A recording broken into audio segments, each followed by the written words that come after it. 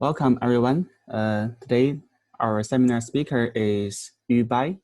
Yu is a research scientist from Salesforce Research. He obtained his PhD in statistics at Stanford University. His research focused on theory of deep learning, reinforcement learning, representation learning, and uncertainty quantification. Today, Yu will tell us about how important is train validation split in meta-learning. I'm very looking forward to his talk. Now let me take the control to you. All right, thanks so much for the introduction, and thanks everyone for coming. And this is joint work with lots of people. Mingxuo Chen and Tuo Zhao are from Georgia Tech, and Pan Zhou, Huan Wang, Caiming Xiong from Salesforce Research, and Jason Lee from Princeton, Shan Kakade from University of Washington. Yeah, so I guess I'll begin by talking about a really quick kind of introduction of meta-learning. So what meta-learning aims to solve is this kind of multitask scenario where we're given data from a bunch of tasks P1 through PT, and our goal is to quickly solve a new task PT+1. Okay, and of course there's no kind of, if there's no like kind of assumption, there's no hope to solve this. The typical kind of thing we assume or we believe that is happening is that the tasks share some common structure, and in meta-learning, we wish to learn a prior to capture such a structure, such that with this prior, we can adapt quickly to the new task. For example, so that we can adapt with only a few training examples, and the number of training examples may be much less than we need in supervised learning if we only observe the new task only. Okay. So, well, here's a quick kind of example of a successful use case in meta-learning, which is this few-shot image classification, right? So, what is done in few-shot image classification is that let's first look at this meta testing, right? So, what we're going at test time, we're asked to do the following task. That is, we're given 5 classes of images, but we only observe 1 example per class. So, for example, here we observe the dog, and then we observe the lion and the bull, but only 1 image per class, okay? And then our goal is to classify new samples. These new samples are guaranteed to come from the same classes, but since we only have so few training examples, standard supervised learning probably won't work so well, right? So what meta-learning does is that it assumes we have access to data from a bunch of these tasks. So these are the kind of the training data set for meta-learning. So in this meta-training time, we observe multiple distributions. Each distribution specify a task, and the structure of the task is exactly the same as the meta testing. So you also observe 1 image per class here, and you want to classify images from these same classes, okay? And then this is, of course, this is not unique to image classification. We can replace this with any other thing, such as any other task, such as regression, language generation, skill learning, or really any machine learning problem. Okay, so how are we going to solve this? Well, one kind of big type of meta-learning methods is this thing called the optimization-based meta-learning, right? So generally what it does is that it first defines this kind of inner loop, which is really a mapping from theta 0 to theta t based on the data set. So we're going to call this mapping A. And so A takes a parameter theta 0, we're going to use theta 0 to denote the prior. And A takes theta 0 and the data set we observe from 1 task, we're going to call it xtyt, and the t index is the task. And what A outputs is this kind of a task-specific predictor that we call theta t, okay? So this is the inner loop, and all our network architecture and inner algorithm is specified in this theta and A. Okay, and this is just abstractly what we do in the inner loop when we see 1 task. And then how are we going to, what our outer loop does is that it writes down this empirical risk minimization problem where we average over all the tasks. And within each task, we're going to split the data set into a training set and a validation set. And then we run this A with the theta 0 on the training set, but evaluate its loss on the validation set. Okay, and then since this A is a function of theta 0, overall, this kind of loss is a data-dependent loss function of this theta 0 also. So we can run this, we can try to solve this ERM problem. And this ERM problem is going to give us the theta 0 that if we minimize our loss well, right, then it's going to give us a theta 0 that takes in some training data and hopefully does well on the validation data from the same task, which is exactly what we wanted, right? And algorithmically, if we want to minimize such empirical risk, this may involve some sort of differentiation through the A. So if A is gradient descent, the gradient descent on the big L should depend on some sort of Hessian of the loss that A used, or something like that. Okay, probably it's easier to see what this kind of thing is doing by looking at the example of mammal, right? So model agnostic meta learning. So what mammal does is that it tries to learn this kind of theta 0, denote that theta here, so that if we take one gradient step for each loss function from one task, then it is going to perform well on the same task, right? So what it really does is it uses this A, which is one gradient step on the loss function for this task. So mammal uses a gradient descent as the A. Okay, and we can replace this gradient descent with multiple steps of gradient descent or other stuff. But yeah, it basically follows this kind of structure. So any questions so far? Okay, guess yeah, let me jump into this kind of issue of training validation split. So we noticed that this kind of optimization-based meta learning, at least in the formulation I gave, it has this kind of training validation split. So what we really receive for the data in task T is this kind of data XTYT in task T, but we kind of arbitrarily split it into this training and validation set, right? So why did we do this? Well, there are a bunch of reasons, but I guess the most major one I can think of is that this really kind of, by doing this, we really match what we want to do at the meta testing time. Okay, so why is that? Because at meta testing time, our scenario becomes that we receive some training data from this T+1 task. We call it XT+1 and YT+1. But what we care about is not the in-sample prediction error on this training data, right? We care about what is the performance of this A on unseen test example X prime, Y prime from the same task, right? So at least when we're done with the learning and we want to evaluate our theta 0, we really want it to perform well on this out of sample prediction error.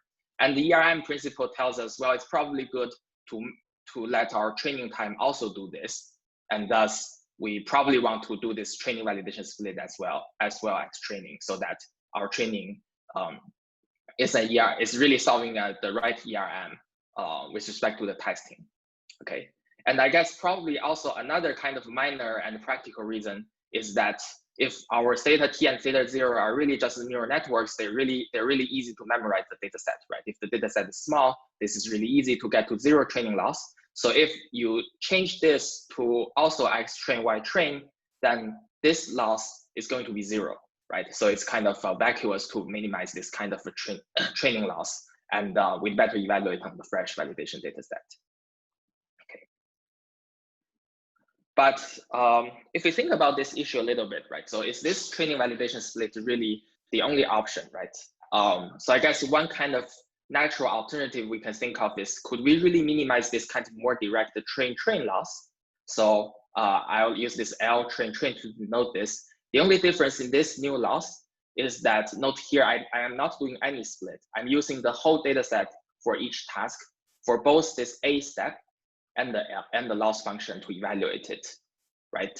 So so can we really do this? Right, we've seen this kind of a memorization issue, and it does not kind of match the meta test time, so this seems problematic. But on the other hand, this kind of thing was indeed done in some kind of empirical work on this kind of meta learning algorithms, and then they do this. They're kind of able to do this by modifying the formulation a little bit, so not exactly similar as mammal or like or this kind of general optimization-based thing. They modify this thing a little bit. So one way of modifying this is that you modify this inner algorithm A, for example, by adding regularization. so that it prevents the memorization of the data set, right? So if A is a regularized problem, for example, if A is gradient descent with weight decay, or it's just a ridge regression, then we know this A is not going to interpolate the data set, right? And then so this loss is not going to be 0, it's going to be something positive, right? And this idea is indeed done in this kind of R2D2 algorithm for meta-learning. And then another way of modifying this is we're going to say we're not using the same loss L for whatever the inner A uses, but we instead change to some other L. So for example, this reptile algorithm, they change this L to be not this kind of classification loss on the data set, but instead just distance between the theta 0 and the adapted predictor. So if you modify this kind of framework a little bit, you're able to indeed use all the training data set for both kind of this kind of adaptation training and the evaluation. Right. So so it seems confusing, right? Like so far, it seems like the using a training validation split in meta learning is kind of prevalent, it's popular, and it does has the advantage of matching the meta test time behavior. But meanwhile, there does exist some more kind of direct train type methods which use all the data for both train and evaluation, and empirically they work similarly well. So this motivates our main question, which is the training validation split really necessary and optimal in meta learning? And we really want to understand this both theoretically and also more kind of rigorously empirically. And in this work, we do this.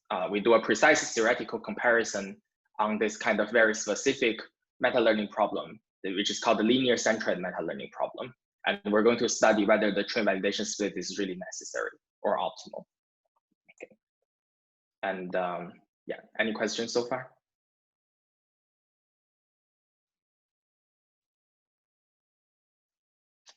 All right, cool. All right, so I guess let me now jump into this linear centroid meta learning model. This was proposed in a recent work by the Nevi et al. So so what is a linear centroid meta learning? It's pretty straightforward. We just want to we have this kind of standard multitask learning scenario. We have a task PT. PT is distribution over X and Y, and PT is drawn from sort of distribution over tasks. So these PTs are IID. They're not kind of like fixed design. They're just sampled stochastically. And then we sample data set XT, YT from the PT. So each XTI is a d-dimensional feature vector. And then each YTI is a real valued output. They're sampled IID from PT. Okay. And our goal is that first we wish to learn a linear predictor WT on each task T. So on each task, we want to just fit this kind of linear regression.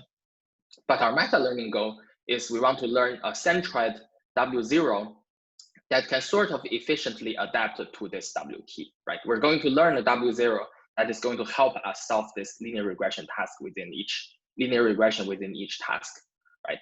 So so how can a centroid help solve the task? Well, we define this kind of inner loop for adaptation to be this fixed kind of inner algorithm, which is a ridge regression biased towards W0, right? So let me parse this. So we're going to let WT to be this kind of a ridge regression solution on XT and YT, kind of initialized or biased towards W0. So which is just this thing. So we're going to minimize the regularized L2 loss for W, where this W is regularized, has this L2 regularization, but the regularization is biased towards W0, right? So if this lambda is infinity, a sanity check, we're going to get exactly W0 here, right? But if this lambda is finite, what we're going to do is we're going to get something that kind of fits the data, but not exactly, and that it's going to be close to W0, depending on your choice of lambda. Okay, so this really kind of formalizes this kind of a centroid adapting to linear predictors, because we really wanted the linear predictor to be close to the centroid, and this does exactly that.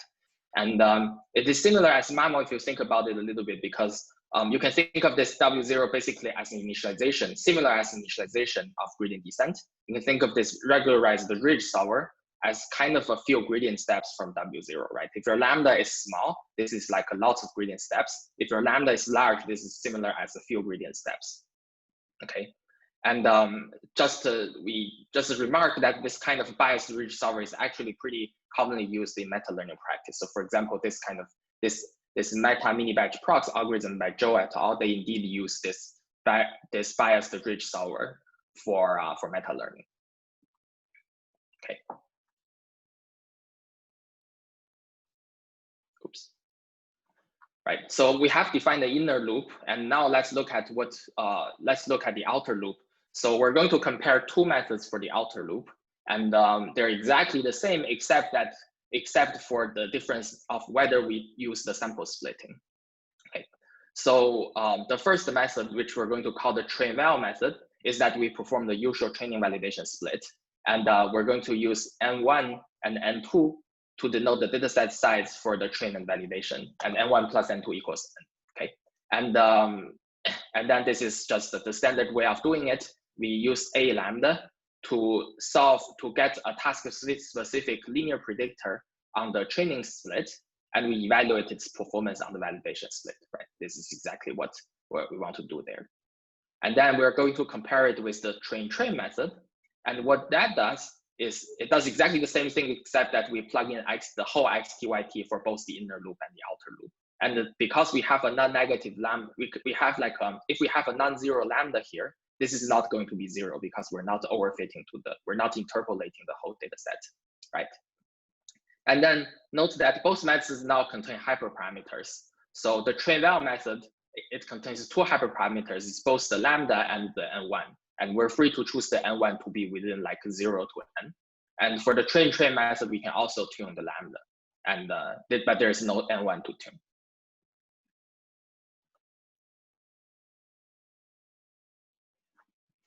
All right. And then let me also explain how we're going to evaluate the performance, which is what we do at the meta test time.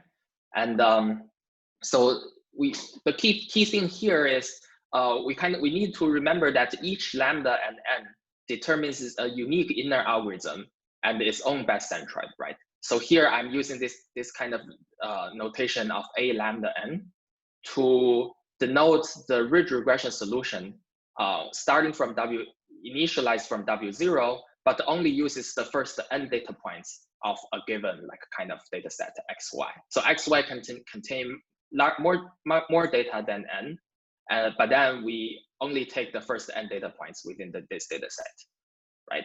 And then we're going to define this kind of L test risk.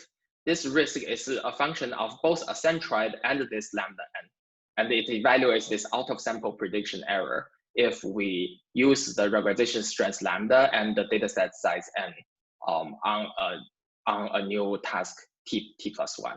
Okay, so this is the out of sample prediction error, and then note that each lambda N is going to give a different best centroid. So this W0 star, which is the argmin of the meta test risk, in general, this W0 star can be different for different lambda and N, right? And this is kind of an important bit, is that the meta learning algorithm really not only just outputs a centroid, it outputs a combination of a centroid and an inner algorithm. So if you want to evaluate the meta learning algorithm, we want to evaluate its performance of the centroid and the inner algorithm combined. So we want to specify what exact inner algorithm we use, which has these hyperparameters, right? So the fair comparison here is really that for each method, we want to match the meta test time with meta train time. So for the train well method, remember that we only use the N1 data to train, right? So we're going to look at the L test indexed by lambda and N1 minus this best minimal test risk. And for the train method, we're going to use the lambda and N data points. The test risk with lambda and N data points minus its own best. Okay. One question. So here you use the difference, you compare with the optimal, like the population risk. But the problem is that, well, the population risk of these two methods are different. So even if t is infinity, even if you have infinite task, while these two algorithms may have different performance. So why do you think this is a fair comparison?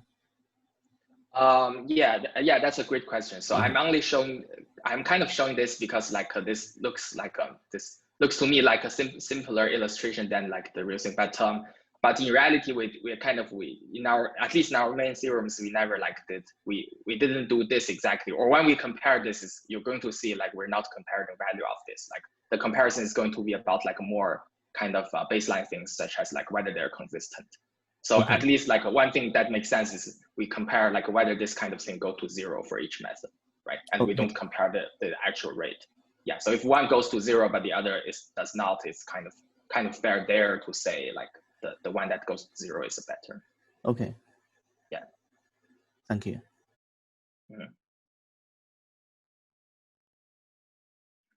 Yeah. And so this one slide before we jump into our actual results. So yeah, so there are lots of kind of problem parameters here. We are kind of free to set. And in this work, we focus on this kind of task abundant setting. So which is we really take this kind of asymptotics of the number of tasks going to infinity. So it's really lots of tasks. But meanwhile, we take n and d to be fixed and finite. So we cannot hope to, in the general scenario, we cannot hope to exactly solve the task because we only have a finite data.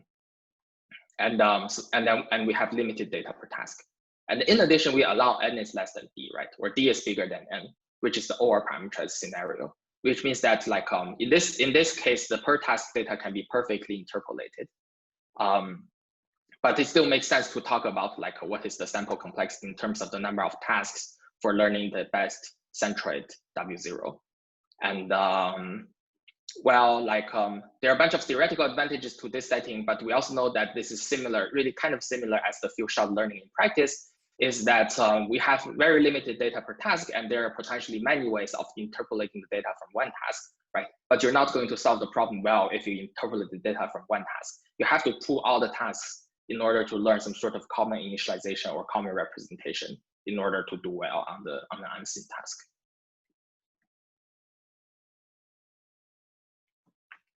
All right, so yeah, so let me jump into this. This is the first part of the result, which is we look at what does all these methods do in the agnostic case. And what we mean by agnostic is that what we assume on the task distributions PT is nothing but some sort of general moment conditions. So here we assume that the PT satisfies these regularity conditions. It has a positive definite covariance. It has finite force moment, and then the cross kind of moment XY is also finite, but we don't make any further distributional assumptions on the PT. So in particular, in this general case, the XT and YT may not be generated from any linear model, okay? And but we can still talk about what is the best linear predictor for each task and what is the best centroid for finding the linear predictors. So our main result in this case is the following. So for any regularization stress lambda and any n and n1 and 2, the train val method under the above general assumptions is going to be consistent. So we have this estimator, which is the minimizer of the train val loss, indexed by t, where t is the number of tasks, is going to converge to the best test time centroid with this kind of matching hyperparameters almost surely as t goes to infinity. Okay, so we have this kind of baseline consistency for the train well method. It is going to converge to the best centroid with this particular inner algorithm. So this is good, but in contrast, we have the train method is inconsistent in general. So we can construct a simple distribution even on one dimension, such that if we look at this kind of train estimator of W0 and compare it against its own best centroid, which is W0 star of lambda n, then this kind of norm estimation error in the L2 norm is going to be bounded away from 0 as t goes to infinity. So this does not converge to 0, and which also implies that this kind of population test risk that also does not go to 0 as t goes to infinity. Okay, so here you can see that even we didn't really compare the excess risk or anything like that. We already see the issue. Is that in general the train value method is consistent while the train method is inconsistent. It does not converge to the. It does not necessarily converge to the own best centroid. And the main kind of technical reason behind this is rather simple. It's nothing fancy here. Is that the train method really has a bias. So if you look at the train value loss and evaluate its expectation, this expectation is over t. T goes to infinity, but the ND stays finite. We can evaluate this kind of expected loss. We're going to see this really matches the meta test loss, this L test. So for the train value method, it is really doing the right kind of ERM of minimizing the empirical risk corresponding to the right population risk. So it converges. It's generally consistent, right? And for the train loss, since it measures the in-sample prediction error, if we evaluate this expectation, it is not going to be equal to the meta test time loss in general. So you can imagine this kind of thing is not kind of the worst case. Like so our counterexample is not kind of worst case. This expectation is generally not equal to the test time loss. And if you're doing the ERM with a wrong loss function, obviously you're not going to converge to the population minimizer of the loss function you want, right? So this train method violates the ERM principle. So, and we can construct examples where it does not converge to the right kind of population minimizer we want.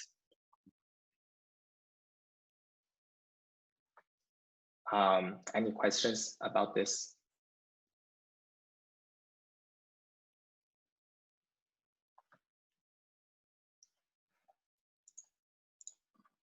Okay.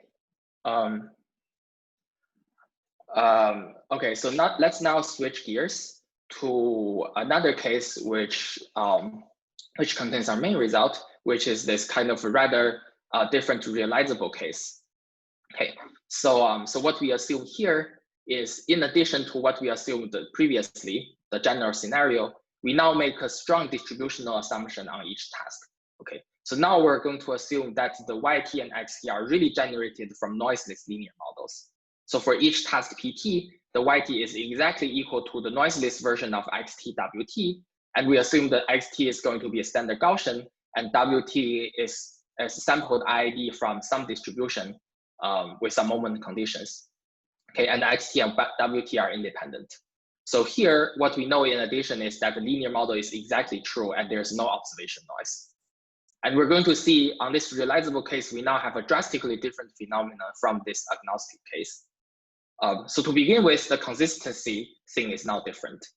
So what we show is the following. So under the realizable model, one kind of good thing we know is that for all lambda and n, the best test time centroid, we use this kind of W0 star to denote it, the W0 star of lambda n, they are all going to be equal to some fixed W0 star. And this W0 star is just the mean of the ground truth linear coefficients WT. Okay, so this means this is kind of good because this means no longer what our hyperparameter is. At the population level, if we let the number of tasks go to infinity, the best centroid is they're all going to be the same, and which is this kind of mean of the true linear predictors. And further, both the train and the train val methods are now asymptotically consistent, right? So we have both the train val and the train, they converge to the same W0 star, almost surely as t goes to infinity for any lambda and any kind of choice of the split. Okay. So this is already a bit different from the agnostic case, right? Now all of this kind of test time centroids match, and now there's no kind of this kind of loss mismatch in the train. For both methods, the predictors, their estimators are going to be consistent. They converge to the W0 star. And because of this consistency, we're further going to, and the fact that the optimal centroid is the same, we're now able to further compare their performance based on the parameter estimation error, right? And this is also nice because again, we don't need to look at the actual excess risk of the L test of whatever hyperparameter. They all just converge to the same parameter, the same best parameter. We can just compare the parameter estimation error. So the metric we're going to use here is just the asymptotic MSE. This is defined for any finite MD. We just look at the rescaled mean squared error of the estimation, and we let t goes to infinity. And this is a rather classical quantity for the asymptotic analysis of ERM, right? Like under fairly general conditions, this limit exists, and we can, like, it has a closed form formula. And one additional setting we make here is we consider this kind of proportional limit. So we let d and n also go to infinity, but with the aspect ratio d over n going to some fixed gamma within 0 to infinity, a fixed positive constant.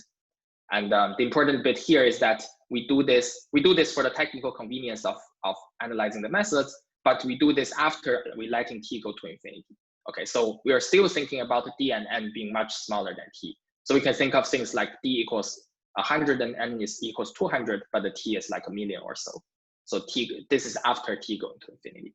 And we can still evaluate this asymptotic MSE, but we could put this limit of the proportional regime in front. So our result here is the following. So we're able to analyze the asymptotic MIC for both the train and the train-well method. So here, this part is about the train method. So what we prove is that if we take the asymptotic MIC of the train method, and we take the proportional limit, and then we're going to select the best regularization parameter lambda. And again, we're able to do this because here what we're looking at is an asymptotic MSE, and it does not depend on like the actual L test, the risk. They're just a parameter estimation error, and the optimal parameter is the same. So minimizing this asymptotic MSE over lambda is equivalent to like we just theoretically selected the best regularization. So this quantity, it turns out that it has like a closed form solution for the closed form expression for any lambda. So the optimally tuned version is going to be just the infimum of this big guy over lambda. And we're able to give an kind of analytic upper bound on this. So this is going to be upper bounded by the max, this kind of constant times r squared, where r squared is just the variance of the WT. But this coefficient in front is something that depends on the gamma, the aspect ratio, right? So this is going to be the maximum between this and this. We're going to show this in the plot in the next slide. And in contrast, the train-well method, if we also optimally tune the lambda, and we in addition tune the split ratio, we're denoting that by S here. This is a real number between 0 and 1. And then we look at the same asymptotic MSE where we use this regularization lambda, and we really split the data into NS and N1 minus S, right? Then what this train-well method is going to perform is its asymptotic MSE is going to be 1 plus gamma times r squared, right? And then so if we compare these two constants in front of the r squared, we see for any gamma that is bigger than 0, the trace method has a constant that is strictly less than the train-well method, right? Because here we have 1 plus gamma, here we have only 1 plus some number less than 1 times gamma, and this guy is also strictly less than gamma. So for any aspect ratio, the optimally tuned train method achieves a strictly better asymptotic MSE than the train-well method. And this can further translate to asymptotic excess risk. So if we use a same risk function node to evaluate these two performances, because the parameter estimation error is better, and we use the same risk, this is also going to translate to the excess risks. So the train method is also going to have a better excess risk than the train-well method, right? And if we think about all these, then this has a stark contrast with the agnostic case, right? Remember there, we don't even have consistency for the train method. Now the train method is consistent, and its asymptotic MSE is even better than the train-well. So this kind of suggests that the data efficiency may have been more important here, right? That's the fact that the train method is able to kind of fully use all the data it has access to.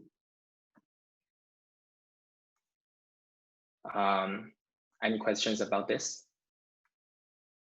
Yeah, this is related to my last question. In the agnostic case, it could be even the train method is not consistent. It could happen that as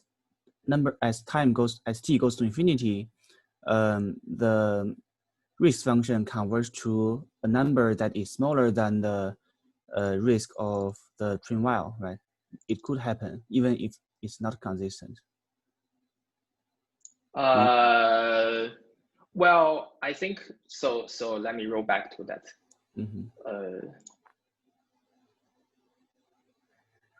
Yeah. So, well, it's so when it's not consistent, this guy does not go to 0, right? So it's going to it's going to be. Yeah, I see your point. Yeah, that's true. Yeah. The excess risk does not go to 0. The actual risk may be smaller than the actual risk here. Yeah. So yeah, that could happen.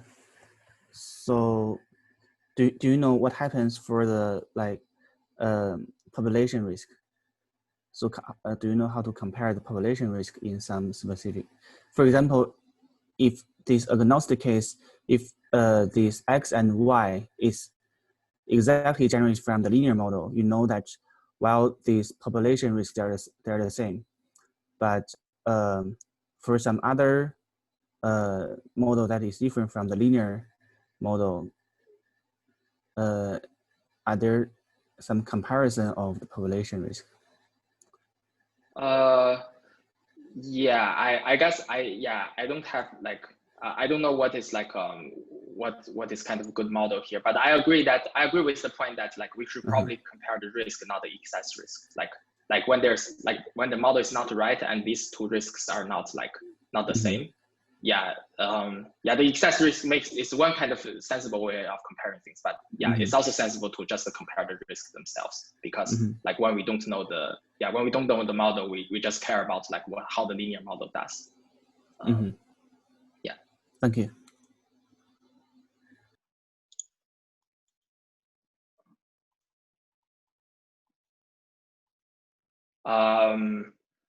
Okay, I guess back to this kind of realizable case. I will show you some plots here. So let's focus on this left plot now.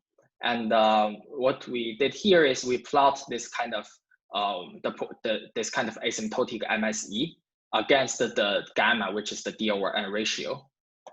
And then in the orange and blue curve, we compare the train and the train-val method. Okay, and so this green curve is this exactly this inf over lambda of that big thing. And then since it's only like a one-dimensional minimization problem, we're able to solve it analytically pretty accurately. I'm sorry, like by simulation pretty accurately. And we see for all D over N ratio, this is going to be strictly smaller than the train-val method. And then there's kind of like quite order 1 gap between the train and train-val for any D over N that is larger than say 1. Okay, and we also plotted this kind of analytical upper bound. We're able to rigorously prove on the train method. We see this is actually pretty tight. This kind of piecewise linear thing. It's a pretty tight upper bound on the blue curve. And then we can also look at this right plot, which is theory against simulation for both methods. Here again, we plot the blue and orange curve. These are exactly the same as in this plot, but now we also perform a simulation with finite D, N, and T. I think here we chose T equals 1000, and we fix N to be 20, which is actually fairly small, right? If you think about it. But and D over N varies between 0 and 3. But the simulation matches pretty well with the theoretical rate. Okay. And I guess this one slide for a quick proof overview. Yeah. So how did we show this our main result for the realizable case? Well, we first just use this kind of classical sandwich theorem in the asymptotic analysis of ERM, right? Which says that your predictor is going to converge in distribution asymptotically to this kind of big Gaussian, where you know the covariance matrix is determined by the Hessian of the population risk as well as the covariance of the gradients. And then if you apply this classical result here, we're going to get that this asymptotic rates really depend on the spectrum of the empirical covariance matrix, right? So for both train and train val, this asymptotic MSE is going to depend on these quantities we call the row train and the row train val, where the row train, where these quantities, they involve the sigma I of n, where the sigma I are the eigenvalues of the empirical covariance matrix within each task, okay? So, and then in addition, if this, so since we assume that these X are sampled from random Gaussian, this is going to be a V-sharp matrix, so the covariance of Gaussians. And then based on that, we're able to simplify this expectation. So for the train method, in the proportional limit, we're able to use the tools from random matrix theory. We can use the Diaz transform and plus the derivative trick to derive this kind of analytical limit of this quantities like this as ND go to infinity proportionally. This is for the train method. And for the train val method, we're able to perform a direct analysis on this kind of risk. We can show that the optimal regularization is actually at an extreme of lambda equals infinity, and that dramatically simplifies this, making their if we take lambda equals infinity, there will be no dependence on the actual spectrum rather than how many non-zero values are there.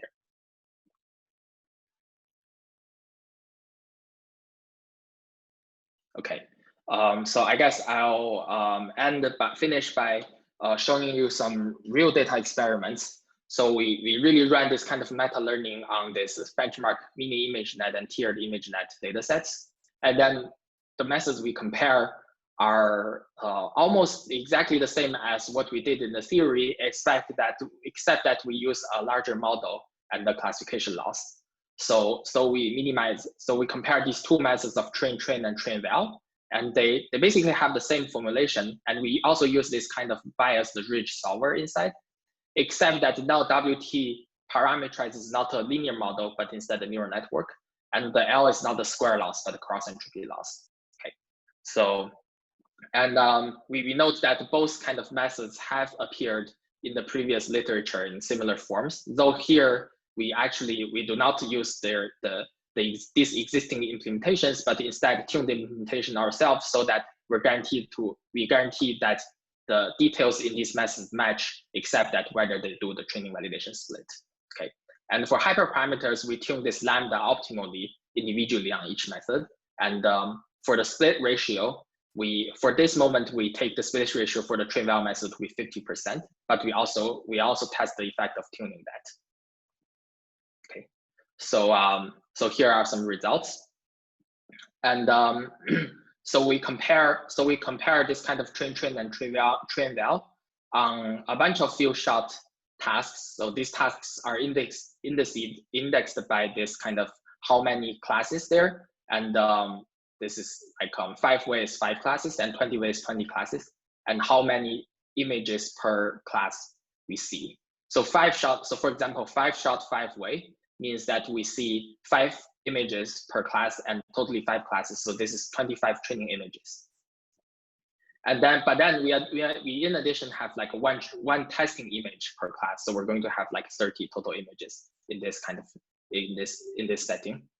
And but we see across the board the train method achieves like a strictly higher accuracy than the train val method, especially in this kind of harder scenarios where, so for example, in this is the hardest scenario. We have 20 class, but only 1 image per class, right? The performance is pretty low for both methods, but the train is still going to be better than the train val. And we further investigate the effect of tuning the train validation split. So here we take this 5 shot 5 way case, which has like a totally 30 data points per task. But we try to see how, like, what is the effect of the tuning the N1 and N2. So the classical thing is really we use the 25 data, like use most of the data for training and only 5 data points for testing, right? So this is the classical thing. And this is the thing people kind of converge to, and we're taking here is we do the 50-50% split. And this is going to be a little bit better than before. And we also try the other extreme, which is we only use 5 data points for training. And this is kind of interestingly, and which is also suggested by like part of our theory, is that this is even a little bit better than the 15-15 split. But if we compare this number against the train-train method, this is still far away from that. So while tuning the split ratio still cannot make the train-val method beat the train-train method. Yeah. Any questions about the experiments? So here, this is the centroid method. Can you, I mean, and typically, perhaps you can learn a representation of the data in not using this centroid. So if you do experiment in that case, is it still that the train better than the train-val? Oh, yeah, actually here we're fine-tuning the full network. So here the WT is not like a linear, the parameters of a linear classifier. It's just a whole neural network. Yep. Yeah, so it while learning, it learns both the representation and the linear classifier. I see. Yeah. Thank you.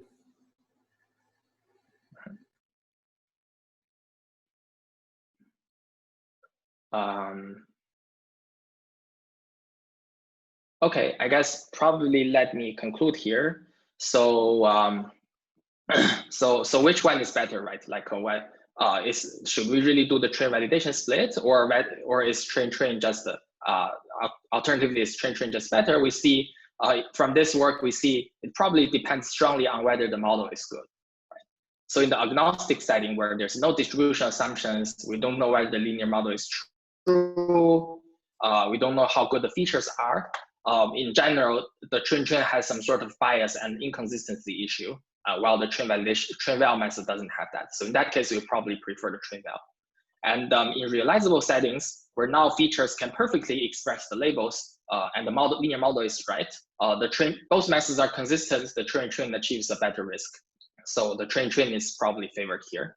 And interestingly, from our experiments, we see we may be closer in reality to this kind of realizable setting, right? And if we think about it, it probably makes sense because this kind of few-shot image classification, if we train both the representation and the linear layer, we're going to learn a representation that is able to nearly perfectly express the labels if the task is easy, right? So yeah, and our numbers suggest that at least in reality, in the few-shot image classification, we did see the train beating the train-val. So maybe this kind of realizability assumption is not that wild in reality. And yeah, some future directions is, for example, can we provide similar understandings for representation learning? Now we assume we have a fixed feature XT, right? But if instead XT is generated from a learnable representation, what should we do? Do we have similar conclusions? And also, are there any other scaling regimes? Like we're now kind of taking this kind of arbitrary choice of t going to infinity, and then dn stays finite or dn is proportionally large. But are there any other things we can do? Or even can we show any kind of non-asymptotic gap between these two methods? And finally, experimentally, what we did is just kind of one meta-learning algorithm on like 1 or 2 meta-learning tasks, and do this kind of observation hold more generally on other tasks or models. Yeah. I guess I'll finish here. That's all I want to say. Thank you all for the attention, and I guess I can take further questions. Thank you, Yu. And let's all thank the speaker. Are there any questions? We have some time for questions.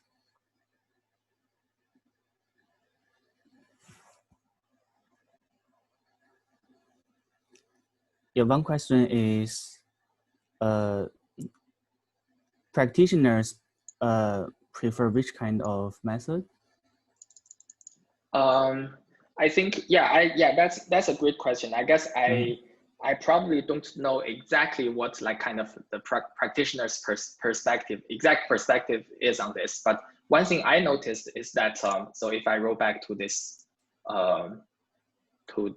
slides on the train type methods in practice, I think all these methods like Reptile and R2D2 like that do support the train mode. I don't think they're motivated from this kind of same thing. Like I think they're motivated from other issues such as optimizations. For example, Reptile, this is motivated from like this kind of higher order derivatives in Mammo is probably hard. So they changed loss function so that you don't need to compute the higher order derivatives. I think probably it just happened that they support the train mode. My guess is that the original method is not motivated from like they want to use all the training data, but rather is they just want to solve some optimization issue. And also I think in this, so for example, in the Reptile paper, while they're testing their method, they didn't use the full kind of training and test data. They also only use the training split, even if they support the full train mode. So what I mean is that here, so here what we are doing is that we take the full kind of, like for example, in the 5-shot 5-way, right? You have 25 training and 5 test points in the classical setting, but then we use all the 30 data points for the train method. While I think the Reptile paper, for example, they only use the 25 data points for training. It's possible they didn't test I don't know exactly.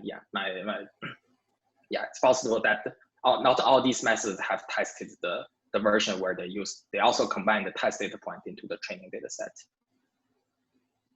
I see. Yeah, thank you. Can I ask a question? So in your numerical experiments, you always considered balanced data sets. So you always had the same number of training or test samples per class. And my understanding is that real data sets can have very different size in the different classes. Do you have any intuition of how the different methods would perform in unbalanced settings? I think the constant like this kind of like asymptotic rate constant conclusion may be a little different there. But I guess like what is true is that like if we even if the per class data is imbalanced, at least our kind of baseline conclusion about consistency won't change, because like this only builds on like we sample IID, like our subsampling procedure is like IID, right? Like we have n data points and we just sample n1 from them, and we did it IID. So yeah, that part isn't going to change. But yeah, if we like this kind of more precise comparison of the constants, yeah, this may change if the class are imbalanced. Thank you.